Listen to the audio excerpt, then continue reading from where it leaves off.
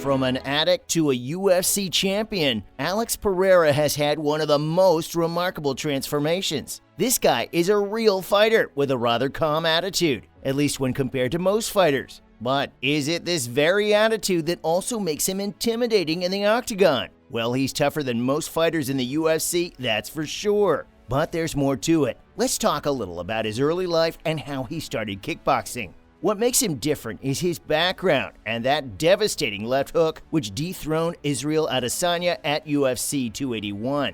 The journey that brought Alex Pereira to that unexpected championship win is a story that deserves to be told. This is where a young fighter's journey began. Pereira grew up in the bustling streets of São Paulo, Brazil with limited opportunities. But when he turned 12, he decided it was time to take a different path. So he started working in a tire shop to make ends meet. But as the years passed, his life took a darker turn when he became an alcoholic by the time he was 16. The turning point in his life came at the age of 21 when he made a decision to walk into a gym, and not just any gym, but a place that would change his life. This marked the beginning of his journey into the world of professional fighting. Pereira started with kickboxing, a sport that would soon reveal his natural talent for fighting. This not only brought him financial stability, but also reconnected him with other fighters from his native roots, specifically the Pataxo tribe. And so Pereira's path to greatness began. His MMA journey began gaining momentum in March 2014 when he won the middleweight contender tournament in Zagreb, Croatia. This was the same tournament where he showed off the power behind his left hook for the first time, which took down Adesanya. Stay tuned so you don't miss out on how that unfolded. The way Dustin Jacoby met the canvas seemed to defy the laws of physics in the contender tournament. It was like a cartoon slipping on a banana peel, which served Jacoby his first ever knockout. That left hook solidified Pereira's reputation as a dangerous fighter. Things only got better when Pereira fought Israel Adesanya in a 3-round kickboxing bout in 2016. At the time, Pereira had only 13 professional kickboxing fights, compared to Adesanya's 75 win and 5 loss pro record. Both fighters showed off their impressive striking skills throughout the 3 rounds, but Pereira managed to land the more powerful punches. The judges' unanimous decision in favor of Pereira marked a significant upset, especially given Adesanya's status as the favorite. This victory was a turning point in Pereira's career, especially after his struggle with addiction. Moving forward, he won 2 out of 3 fights following his Glory Contender middleweight tournament victory, while Adesanya secured 7 consecutive wins. Their paths crossed again in March 2017 in Pereira's hometown of São Paulo. This time, Adesanya dominated the first 2 rounds, landing powerful shots. But in a remarkable turn of events, Pereira made an insane comeback in the 3rd round, delivering a knockout blow to Adesanya.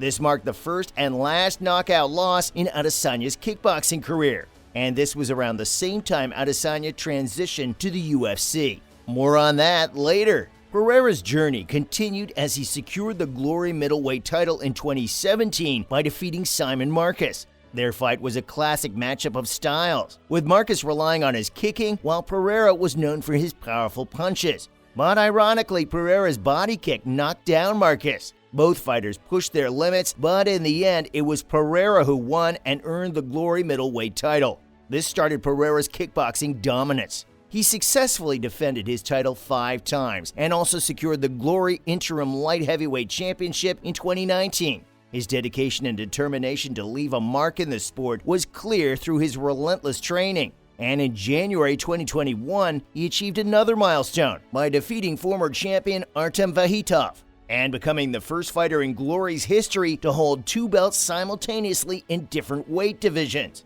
With a kickboxing record of 33 victories and 7 losses in 40 fights, Pereira decided to take on a new challenge, officially transitioning to the UFC in November 2021. This move made him one of the most accomplished kickboxers to compete in the best MMA organization in the world, the UFC. For his first UFC fight, he faced Andreas the Spartan Michaelides, a Brazilian Jiu-Jitsu black belt.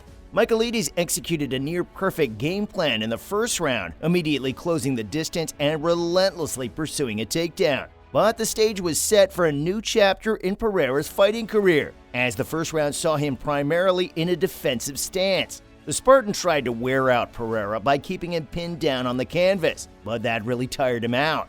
So Pereira kicked into high gear in the second round, launching a flying knee attack that knocked down his opponent within seconds. Before the referee could even register the knockout, Pereira had already delivered a couple of hammer fists to finish off the Spartan. It was a clear win for Poatan. Following his victory, Pereira looked forward to facing another Brazilian knockout artist, Bruno Silva. And this was the fight that really showed off his ability to handle the transition from kickboxing to MMA. While there were some questions about his pacing during the fight due to the different rhythms of kickboxing and MMA, Pereira's fundamental boxing skills were still solid, and that allowed him to secure the victory in all 3 rounds. Just a couple of months later, Pereira faced Sean Strickland, who's known for his strength. While some might question Pereira's diversity in his fighting style, he showed solid fundamental boxing skills, and that played a very important role in this fight. Strickland's approach was to maintain a stiff stance and push forward, but that didn't work with Pereira's striking skills. Regardless, Strickland continued with his usual strategy, keeping a stiff stance and pressuring his opponent. But it backfired as Pereira seized the opportunity and landed a powerful left hook that sent Strickland to Jesus. He tried to recover, but Pereira delivered another right hand as a side order to seal the deal. This victory set the stage for one of the most highly anticipated showdowns of the year, when Pereira was set for a rematch with Adesanya at UFC 281.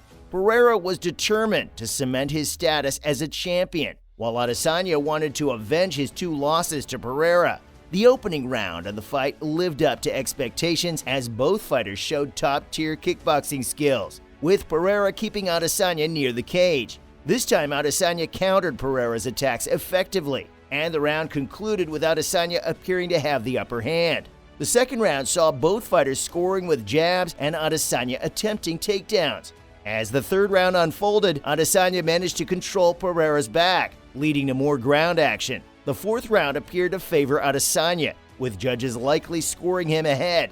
However, midway through the fifth round, Pereira unleashed a powerful jab and right hand, like in their previous encounters. As with their past experiences in the octagon, this turn of events left the outcome uncertain. Even though it seemed like Pereira was about to lose, he mustered the strength for one last push in the last few minutes of the fight. With a powerful left hook, the same weapon that had made him famous, Pereira delivered a devastating blow that shifted the tide in his favor. In a truly remarkable turn of events, Pereira secured the victory. It was a moment of glory for the fighter who had battled addiction, challenges, and doubt throughout his journey. As the decision was announced, Pereira was declared the champion, adding another chapter to his incredible story. The final moments of the fight left a lasting impression on both fighters and the audience. Adesanya, although on the receiving end of the blow, showed great sportsmanship and respect. In the aftermath of his victory, Alex Pereira displayed not only his fighting skills, but also his humility and gratitude. He acknowledged the importance of the moment, not just for himself, but for those who had supported him throughout his journey. As for the future, Alex Pereira went on for a trilogy fight with Adesanya, and even though he lost via knockout in the second round at UFC 287, we can't deny that Pereira is a tough son of a gun. But could he beat Adesanya again if it comes to it? Let us know in the comments and subscribe to our channel for more on what's next in Pereira's career.